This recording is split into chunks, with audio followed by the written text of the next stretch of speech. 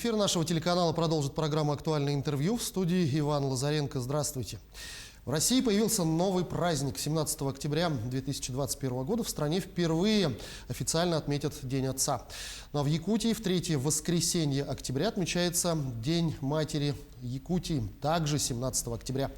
Родительство сегодня с точки зрения психологии. Об этом мы будем говорить с нашим гостем. Это Лена Авелева, психолог Центра социально-психологической поддержки семьи и молодежи.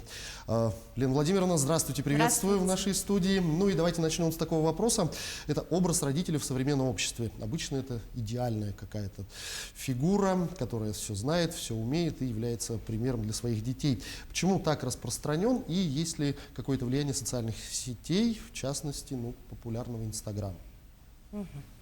Если говорить о социальных сетях, то здесь иногда можно попасть в ловушку. Как раз-таки вот в самом вопросе есть немного и ответ, да? Идеальных родителей не существует. Они, такие, какие они есть. И вот как раз-таки стремление к идеалу иногда приводит к большому конфликту в семьях. Ко мне часто обращаются за помощью молодые семьи, и супруги иногда друг друга абсолютно не понимают. Выясняется, что есть определенный идеал, каким должен быть супруг, и не соответствует идеалу, например, да? Ну и что может тогда чувствовать отец семейства? Меня не принимают таким, какой я есть. Я не устраиваю свою супругу. То есть здесь какая-то такая погоня за идеалом, это большая ловушка.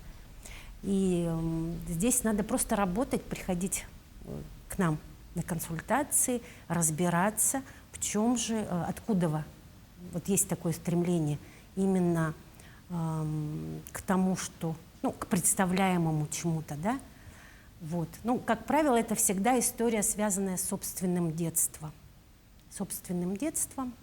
Собственно, мы идем туда, работаем, смотрим, настраиваем. Вот вы упомянули ситуацию, когда, это может быть любой из родителей, не обязательно отец семейства, мать семейства, которые считают себя, никчемными, несовершенными, к сожалению, глядя, опять же, на тот же Инстаграм, где все пестрит идеальными фотографиями.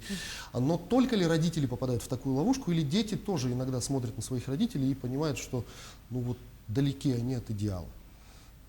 Самое главное для детей, в любой семье, это ощущение заботы, тепла, чувство защищенности. Это то, в чем нуждаются дети в любой семье. Когда этого нет, там не до яркой картинки. Иногда ребенку нужно просто ощущение того, что меня здесь любят, принимают таким, какой я есть. И я не должен соответствовать ожиданиям родителей. Еще одна большая такая бывает ошибка в воспитании ребенка, да? Когда, например, родители чрезмерные требования предъявляют к детям в плане, ты должен быть именно таким, в моем представлении, опять-таки, да? Не таким, какой ты есть и какие у тебя на сегодняшний день таланты, а я хочу так, например, да, чтобы ты именно занимался гимнастикой, хочу, чтобы, в общем, хочу гордиться своим ребенком и так далее. И возникает эта пресловутая ситуация, когда появляется на, скажем так, арене действий сын маминой подруги, который лучше, на порядок интереснее, талантливее и прочее. Это очень обижает. Даже взрослые люди, которые приходят на консультации, они до сих пор помнят те истории, когда их с кем-либо сравнивали. Посмотри, она учится лучше, чем ты, да? Посмотри, у нее там успехи, есть определенные в каких-то науках, а у тебя нет. И так далее. Это сравнение, оно вообще ни к чему. В этом случае какой совет родителям нужно дать? Принимать своего ребенка таким, какой он есть. И наблюдать за ребенком, выявлять именно его таланты, поддерживать его. Потому что как раз если этот момент пропустить, то потом, значит, ребенок идет как будто бы не своей судьбой, можно так сказать. Было желание много рисовать, заниматься, может быть, музыкой или танцами, а мама заставляла, может быть, ходить там, ну, заниматься совсем, может быть, какой-то или в какой-то кружок научный, или еще что-то. У всех разные такие могут быть варианты. Вот еще ситуация, которая встречается довольно часто, когда ребенок, ну, вроде бы как находится в поиске того, чем он хочет заниматься, но в январе хочу играть на гитаре, в феврале уже хочу рисовать, в марте хочу заниматься там горнолыжным спортом. То есть это вот действительно ли поиск или может быть какой-то каприз, когда у ребенка что-то не получается, и он это бросает, не проявляя усердия, и все-таки думает, что найду что-то другое себе. Здесь вот как быть, все-таки поддерживать какое-то начинание одно, стараться помогать, или все-таки потакать вот этим, скажем так, ежемесячным перепадом настроения? Ну, я бы не назвала это перепадами настроения. Ребенок ищет себя. Он ищет именно то, что было бы ему по душе. И в конце концов он найдет. Вот хорошо бы, если бы он нашел в конце концов. Да? Это может быть не так и плохо. И ну вот когда вот он найдет, там вот уже он серьезнее гораздо будет заниматься и с удовольствием, свернет, может быть. Да, с удовольствием будет выкладываться именно там, где вот ему хорошо, и то, что, ну, он будет понимать, что это вот его, да, это его, ему это интересно. Давайте поговорим вот о такой ситуации, которая, к сожалению, в последнее время, ну, скажем так, набирает обороты, это разводы. И в результате разводов это и судебная практика, и общепринятая почему-то практика, что дети остаются с матерью. Вот что об этом говорит психология?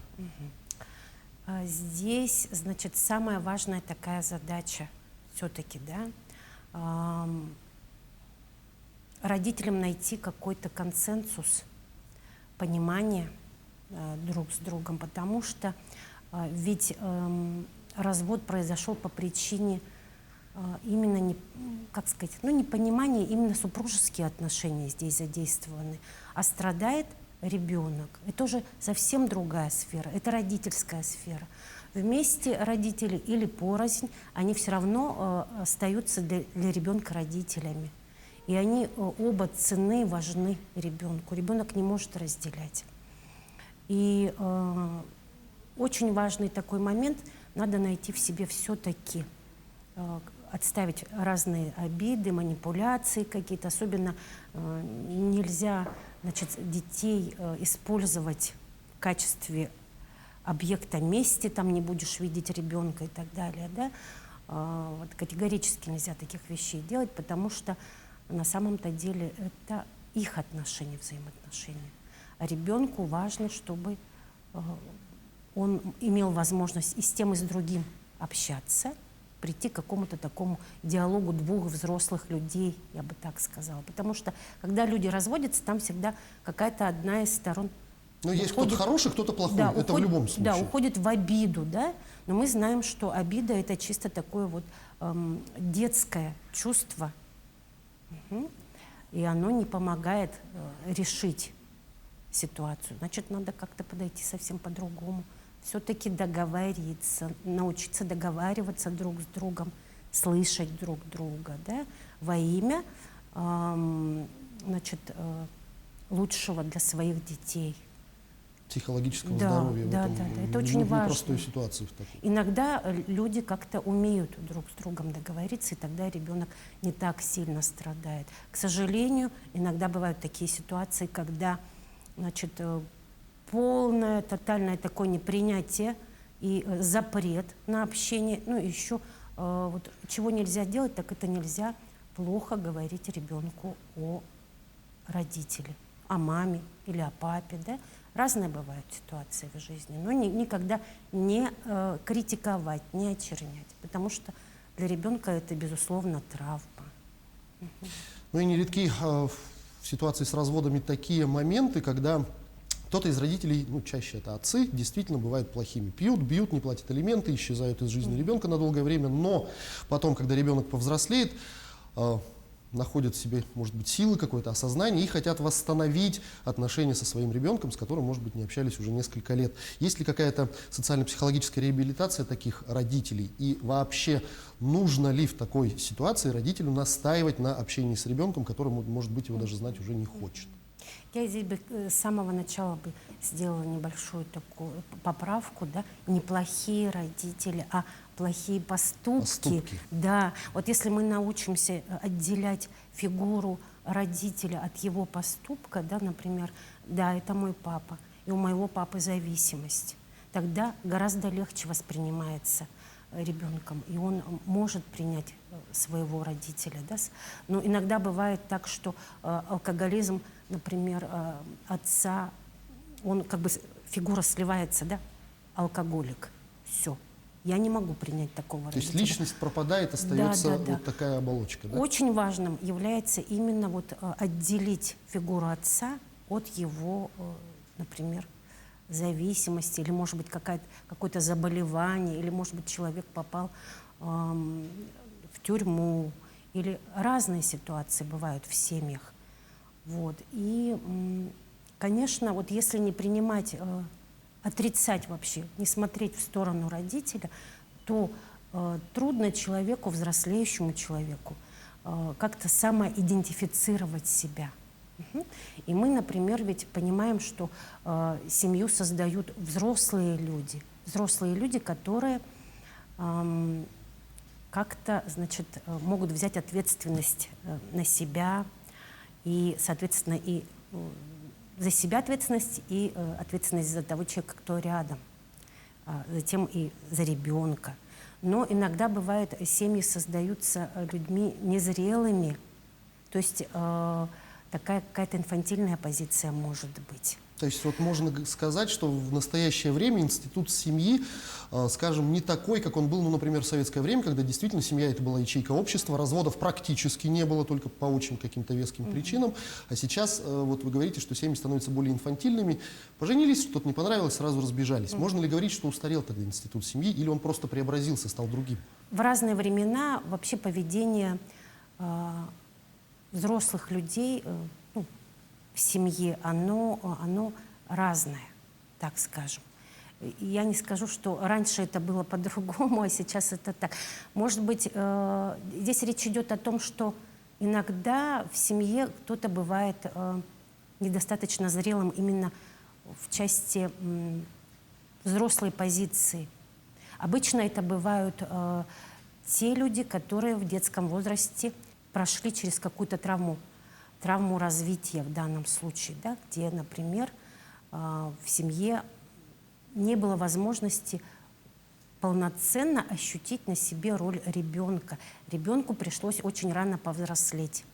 Лена Владимировна, я благодарю вас за эту беседу. На этом мы закончим. Спасибо, что пришли к нам в студию. Всего вам самого доброго. До свидания.